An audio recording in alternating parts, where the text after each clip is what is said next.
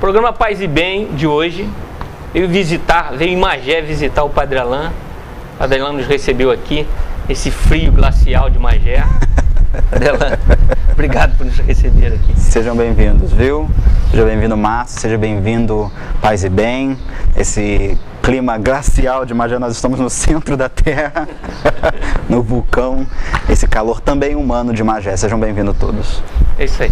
No programa de hoje, nós vamos tocar num assunto que é moda hoje na mídia internacional e muito preocupa os nossos irmãos católicos, né? Porque nós vamos tocar nesse ponto sensível que é a renúncia do Papa Bento XVI. Então a gente precisa ter assim um pouco mais de esclarecimento, saber o que a mídia está falando, o que tem de verdade, o que tem de inverdade, a gente poder ter um pouco mais de informação sobre esse assunto e o que vai acontecer com a nossa igreja daqui para frente.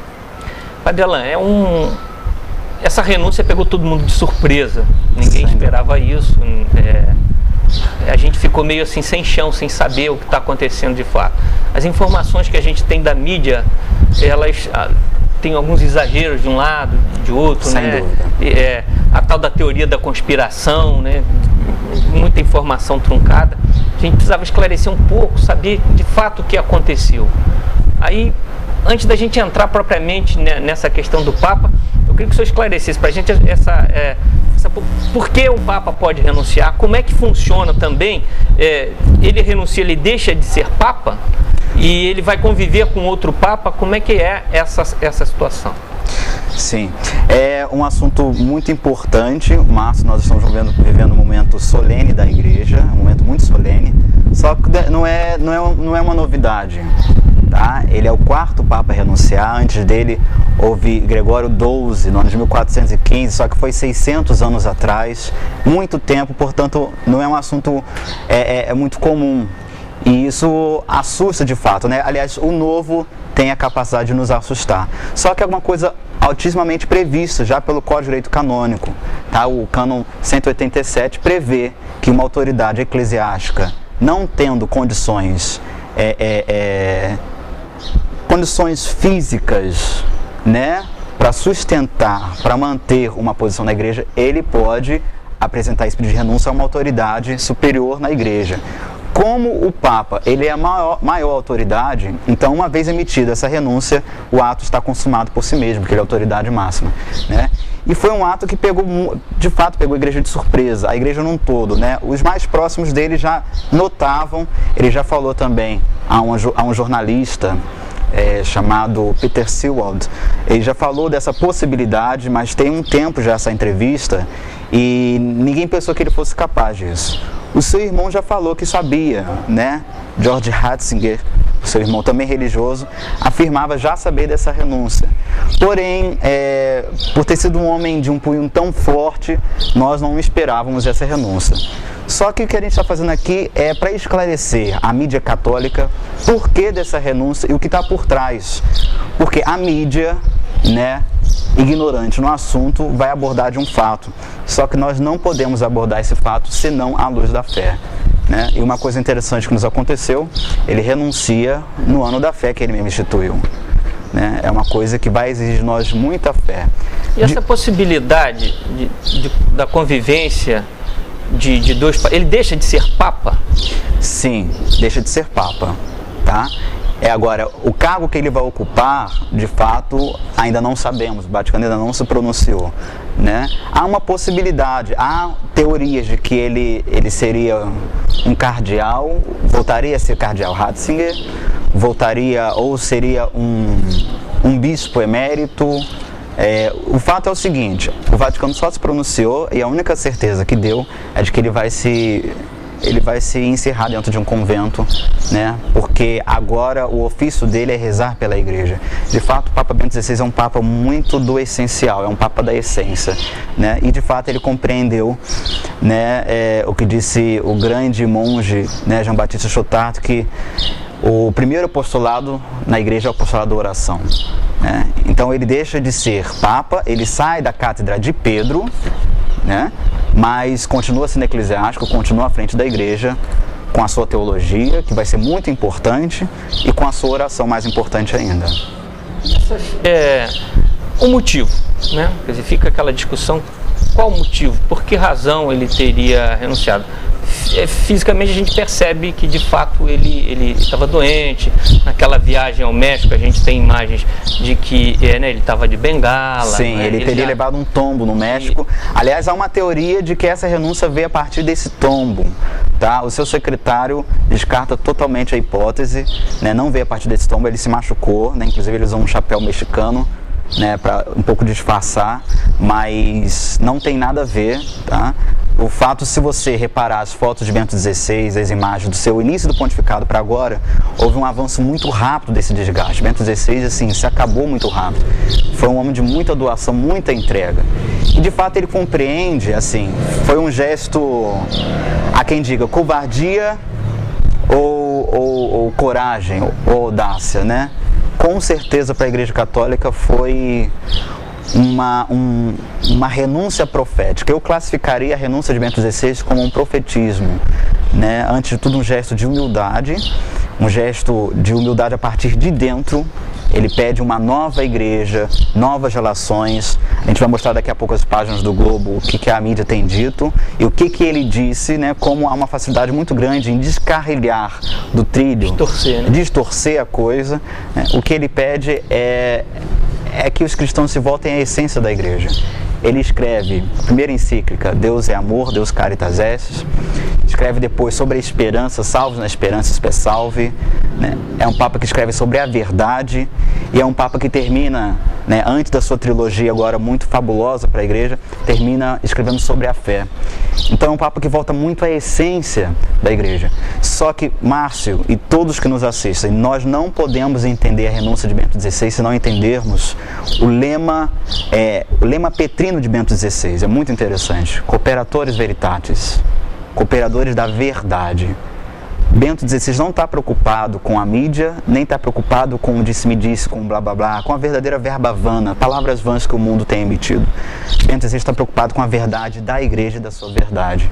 Então, essa renúncia, né, ao contrário do que os jornais afirmam, de que seriam problemas no interior do Vaticano, seriam denúncias. Bento XVI não suporta mais os abusos dentro da igreja, não suporta mais os escândalos.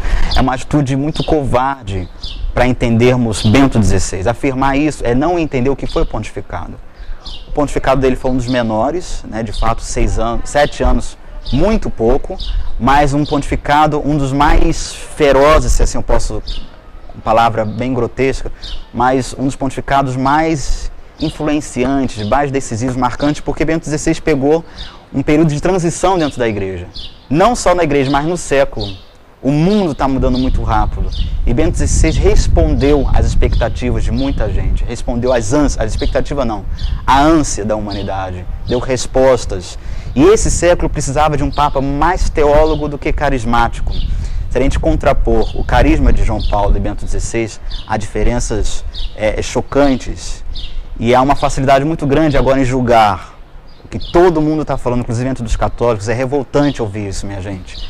João Paulo II foi até o final, aos trancos e barrancos. Bento XVI não suportou? Não é isso. São personalidades diferentes, são gestos diferentes.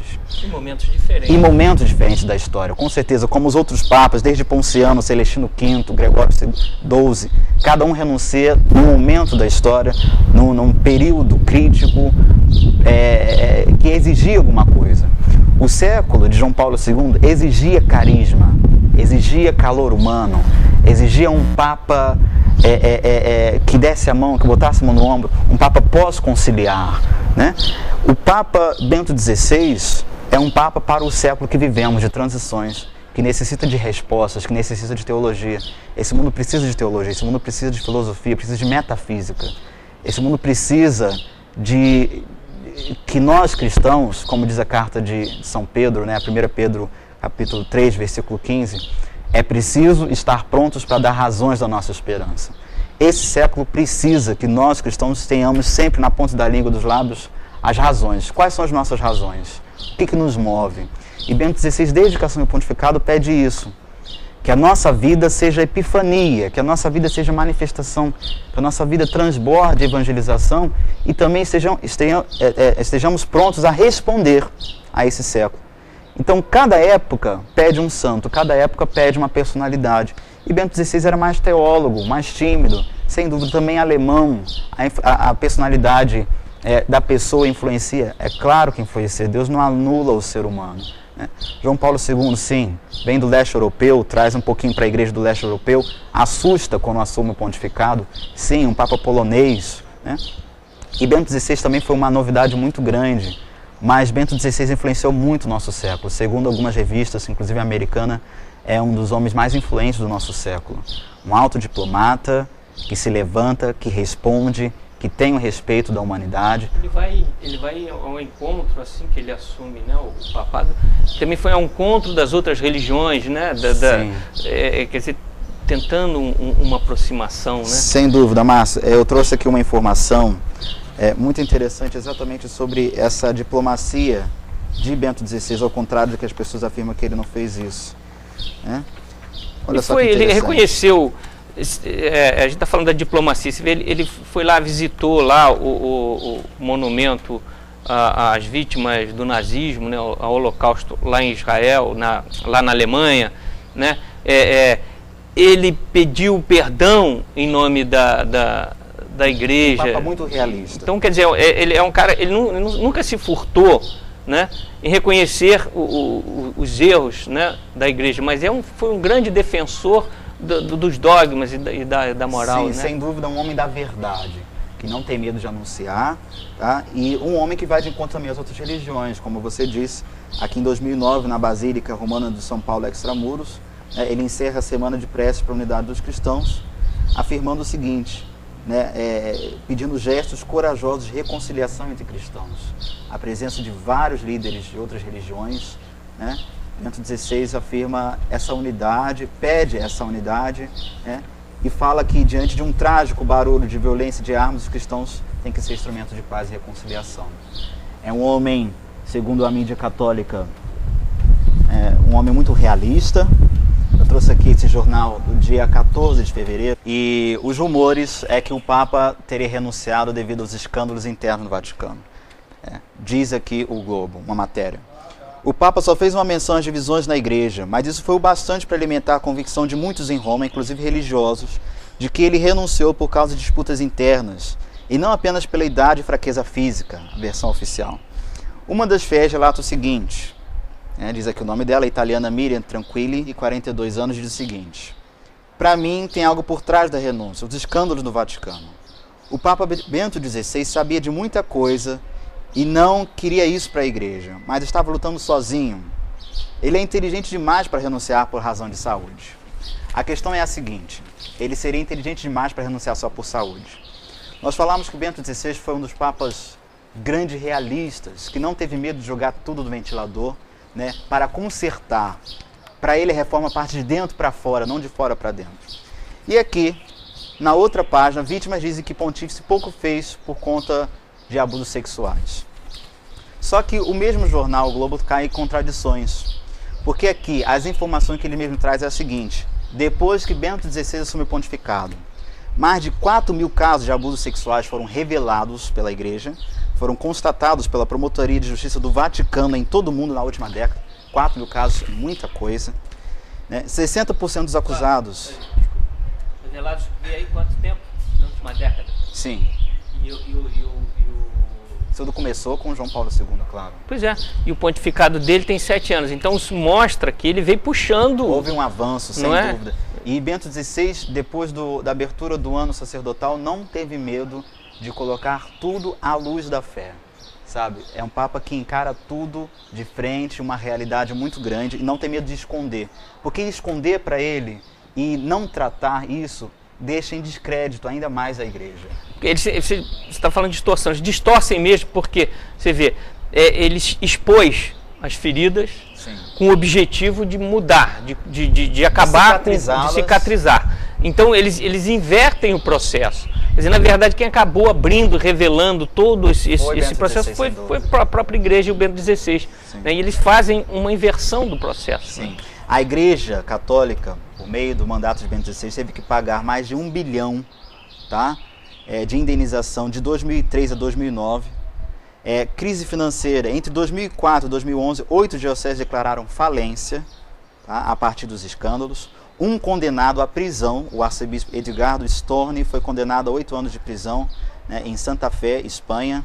E após os escândalos, a Igreja Católica desenvolveu em vários países regras para lidar com os casos de abuso. No Canadá, Estados Unidos, Brasil, Reino Unido, Irlanda, Alemanha, Bélgica, França, África do Sul, Austrália, Nova Zelândia e Companhia Limitada. Ou seja, a partir de Bento XVI, tudo que estava debaixo dos panos veio para o ventilador.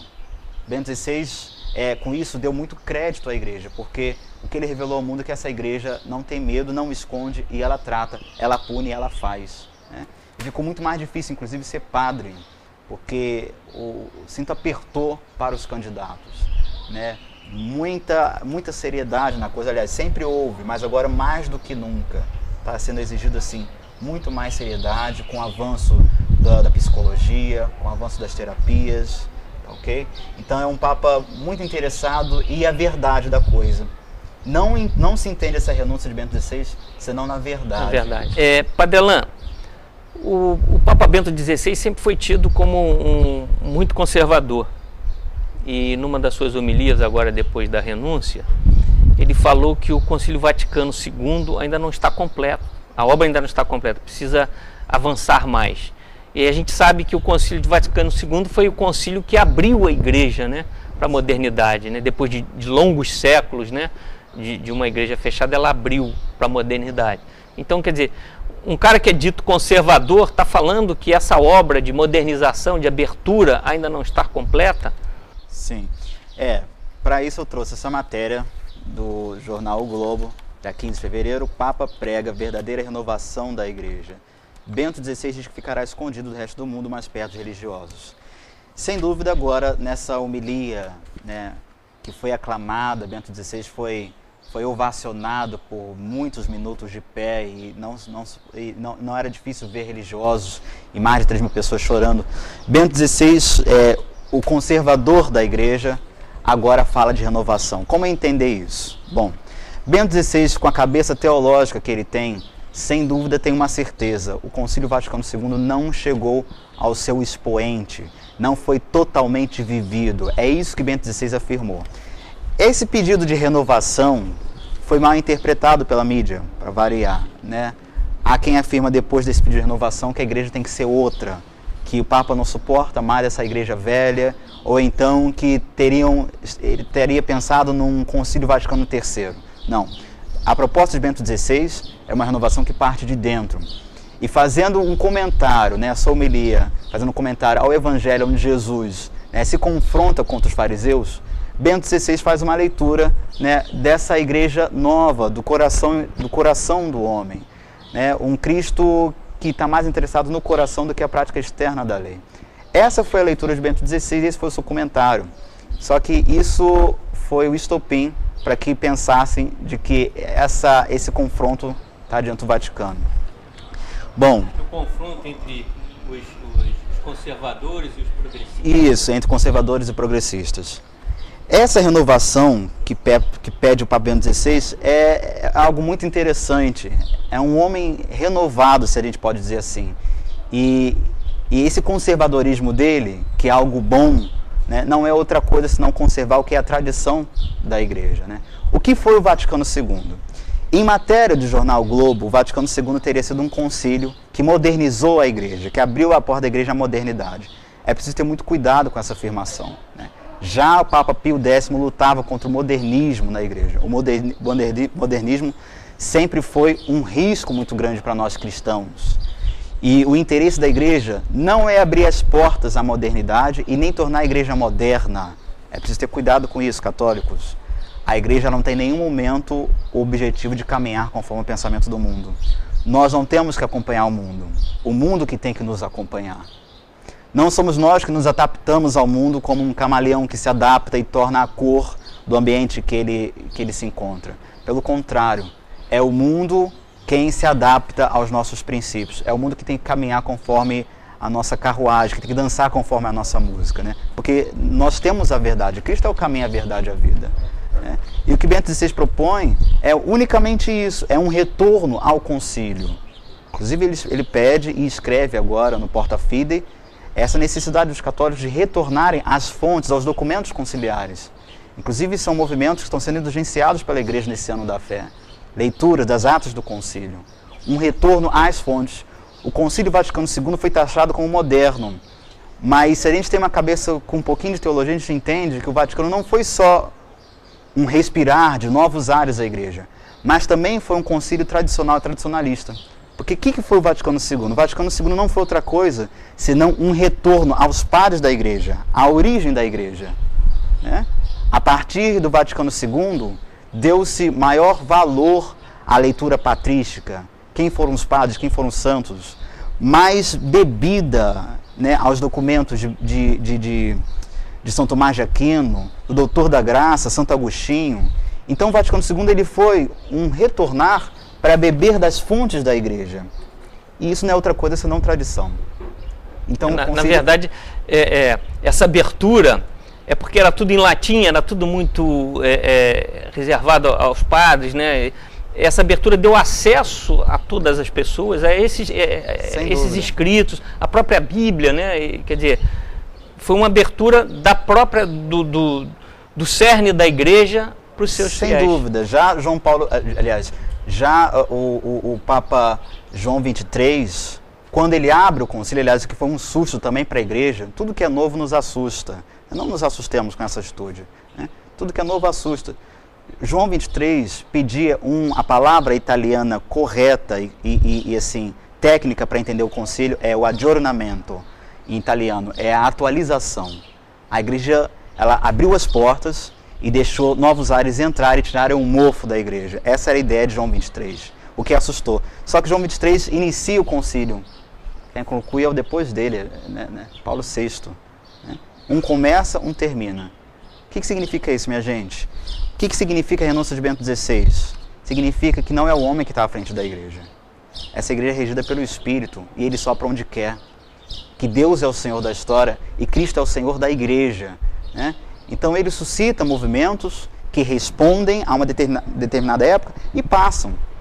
Os movimentos pré-conciliares foram importantes para aquela época, responderam a uma determinada ânsia da humanidade e passaram. Quantos movimentos, nós ficaremos aqui em 7 programas para falar, quantos movimentos na Igreja Católica surgiram, responderam e passaram, já não existe mais. Que bom, né? Porque eu entendo a Igreja como um organismo vivo.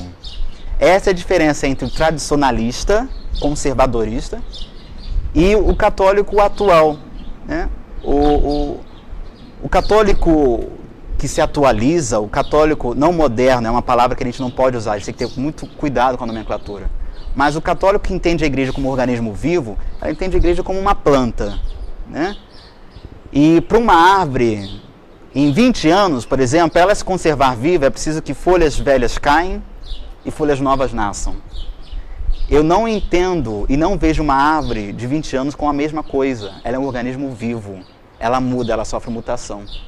Essa é a diferença porque o tradicionalista não aceita isso. Para ele, a folha de 20 anos atrás tem que ser a mesma folha de hoje. E a Igreja, ela tem que ser entendida como uma Igreja viva. Esse é o movimento de Bento XVI. Existem coisas que caem, que passam, existem coisas novas que vão surgir. Né?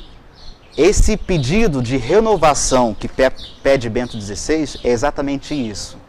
É entender a Igreja como um organismo vivo, que sofre também mutações, cujo velho passa. E aquilo que respondia à Idade Média, que respondia a uma determinada época, já não responde mais. O homem é outro, são outras ânsias, são outros questionamentos. O homem moderno está totalmente materialista. É preciso que o padre hoje, que o religioso, ele entenda muito o que pede São Paulo, que o homem dialogue com esse mundo. Bento XVI não teve medo de dialogar com o paganismo. Bento XVI não teve medo de dialogar com filósofos, com médicos, com a ciência. E é um homem que respondeu muito e falou à altura desse mundo. Se nós pudéssemos fazer a covardia de trocar os papas, botar talvez João Paulo II hoje e Bento XVI lá atrás, não teria dado tão certo. João XXIII respondeu àquela época. Papa Paulo VI responde à sua época, mais diplomático. João XXIII era o sorriso de Deus, era um homem muito simpático, né? E talvez não teria levado o Concílio Vaticano II com tanta força, com tanta veemência, tanta diplomacia com que levou o Papa Paulo VI. Se colocássemos hoje, nessa mudança de século, onde a barca de Cristo, né, sofre de fato com as ondas enormes, se colocássemos João Paulo II hoje, talvez ele não teria se dado tão bem quanto se deu Bento XVI, que respondeu, que foi muito mais simples, um sorriso tímido, né? Eu tive a graça de vê-lo por 2 vezes, aqui no Brasil várias vezes, porque eu fiquei uma semana fazendo o percurso, o trajeto que ele fazia, e depois em Roma, né, em audiência com ele também. É um sorriso muito simples, é um homem marcado pelo sofrimento, que sofreu também com a perseguição nazista, cujos pais também foram verdadeiros mártires e confessores na sua época. Bento XVI viu seus pais professarem a fé escondido, né? É um homem marcado pelo tempo, marcado pela sua época, mas um pontificado muito fecundo. É um pontificado que deixa marcas nesse século no nosso coração. Falando mais um pouco assim dessa figura da igreja, né, que o Bento XVI enfrentou, ele fala em algumas entrevistas e fala em livro aquele O Sol da Terra e Luz do Mundo, sim, que ele também cita, essa coisa do encolhimento da igreja, principalmente perdendo espaço na Europa, né, que algumas igrejas, alguns templos estão sendo vendidos, né, para abrigar teatros, essas coisas assim. Quer dizer, há de uma certa forma, principalmente nesse continente europeu, um encolhimento, né, da Igreja Católica. A gente enfrenta também aqui no Brasil e na América Latina também uma expansão um pouco mais da Igreja Evangélica, né, dos evangélicos, e um pouco mais de retração da Igreja Católica. Ele fala disso. Sim, como eu disse, é um Papa muito realista e não tem medo de tocar na chaga da Igreja. Tá? O porta-voz do Vaticano, Frederico Lombardi, afirma o seguinte agora em entrevista também, né, que esse fato se deve sobretudo a uma culpa nossa. Bento XVI, já no documento Porta Fidei, ele tem a capacidade de botar a batata quente no nosso colo, na nossa mão. A responsabilidade e a culpa é nossa. Ou seja, quando nós cristãos não damos testemunho, quando nós cristãos não respondemos, não temos na boca, no lábio, né, o que a primeira carta de São Pedro pedia, sempre prontos a dar respostas, né, razões da nossa esperança, de fato, o mundo sofre a consequência. E Bento XVI, ele não tem medo de afirmar que a crise do mundo é a crise da igreja. A crise do século é a crise dos cristãos. A crise dos cristãos reflete e respinga na crise do século. Quando nós estamos em crise, o mundo está em crise. Porque, querendo ou não, minha gente, o mundo pagão nos observa.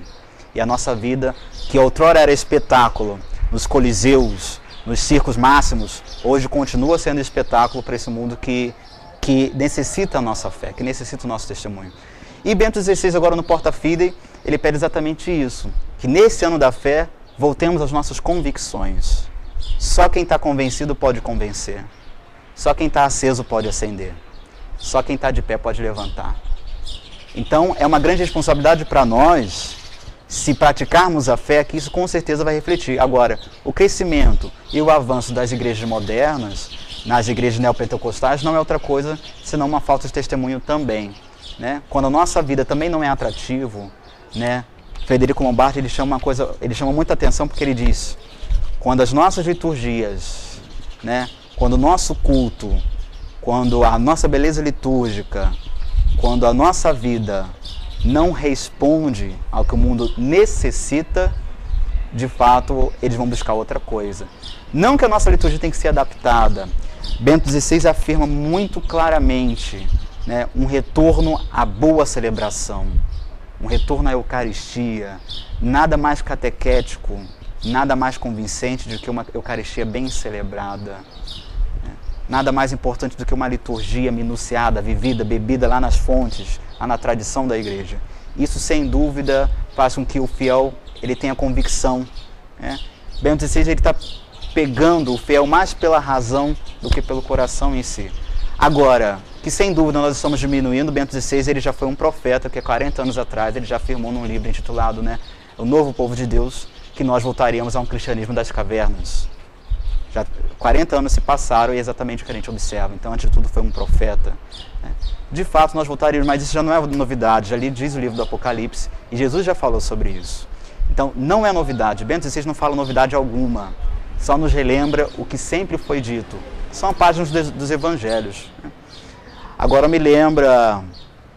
me ocorre com exatidão o que disse um bispo do Nordeste quando perguntaram a ele qual é a preocupação, né, de fiéis católicos deixarem a igreja. O senhor está preocupado de ver os fiéis deixando a igreja? O que o senhor sente? Qual é a sua reação quando vê que um fiel deixa a igreja? E ele deu uma resposta muito sábia, muito douta, muito teológica. Não, jamais um fiel deixou a igreja. Só os infiéis a deixaram. Muito importante isso. Jamais um fiel vai deixar a igreja. Jamais um fiel vai criticar o Santo Padre. Só os infiéis o criticam. Jamais um fiel vai deixar a nossa igreja. Só os infiéis a deixaram.